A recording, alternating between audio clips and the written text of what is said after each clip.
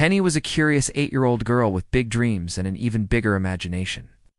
Every night she loved to fall asleep and dream of magical places, flying with dragons, exploring candy forests, or dancing with fairies. But one night her dream took a strange turn. That night, Penny fell asleep holding her favorite book, The Giant's Secret.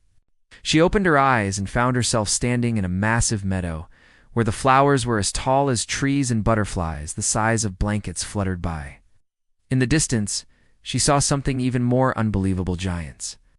Real ones, as tall as skyscrapers, with booming voices and footsteps that shook the ground. Penny gasped, "Wow, I'm dreaming of giants." One of the giants, a girl not much older than Penny, spotted her. "A tiny human," she said excitedly. "You must be from the land of tinies." Before Penny could run, the friendly giant scooped her up gently and placed her on her shoulder. "My name is Lula," said the giant girl. "Don't worry, I won't squish you. We've never had a human visit before." At first, Penny was amazed. Lula showed her a land where apples were the size of trucks, caterpillars could carry passengers, and hopscotch was played with boulders. But as the day passed, Penny started to worry. "I think I need to wake up now," she said. Lula looked confused. "Wake up? What does that mean?" Penny explained that she was only dreaming and needed to return home. But then Lula shook her head sadly. "If you eat or drink anything in the land of giants," she said, "you get stuck until the dream ends on its own." Penny's eyes widened. She had eaten a blueberry as big as a watermelon. "How do I end the dream then?" Penny asked desperately. Lula thought hard.